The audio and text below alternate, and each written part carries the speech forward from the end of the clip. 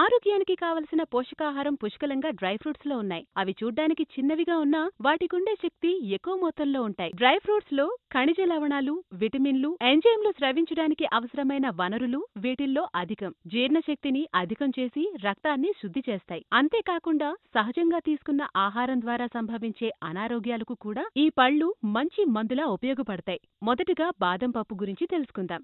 బాదం పప్పు మంచి పోషకాహారం. బాదం పాలు ఎంతో శ్రేష్టమైనవి. మామూలుగా మనం తీసుకునే పాలతో పోలిస్తే ఇవి ఎంతో ఉత్తమమైనవి అని చెప్పొచ్చు.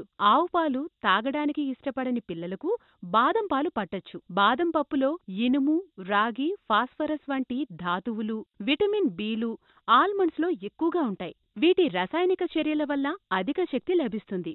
ఎండు ద్రాక్ష.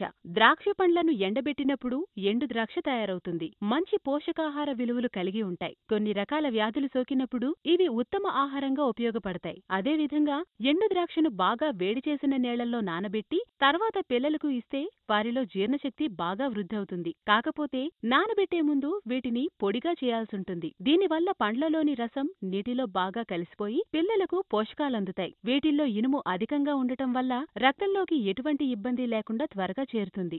ఇవి రక్తహీనతకు మంచి మందుగా ఉపయోగపడతాయి. ఖర్జూరపు పండ్లు. ప్రకృతి సిద్ధంగా లభించే గ్లూకోజ్, ఫ్రక్టోజులు వీటిలో ఉంటాయి. ఖర్జూరాలను మెత్తగా రుబ్బి నీళ్లల్లో రాత్రంతా నానబెట్టిన తర్వాత వీటిల్లోని విత్తనాలను తొలగించి కనీసం వారానికి 2 సార్లు తీసుకుంటే మంచి ఆరోగ్యం లభిస్తుంది. చిన్న ప్రేగుల్లో చోటు చేసుకునే సమస్యలకు వీటి వల్ల మంచి పరిష్కారం లభిస్తుంది. ఇందులో మంచి పోషకాహార విలువలు కలిగి ఉంటాయి.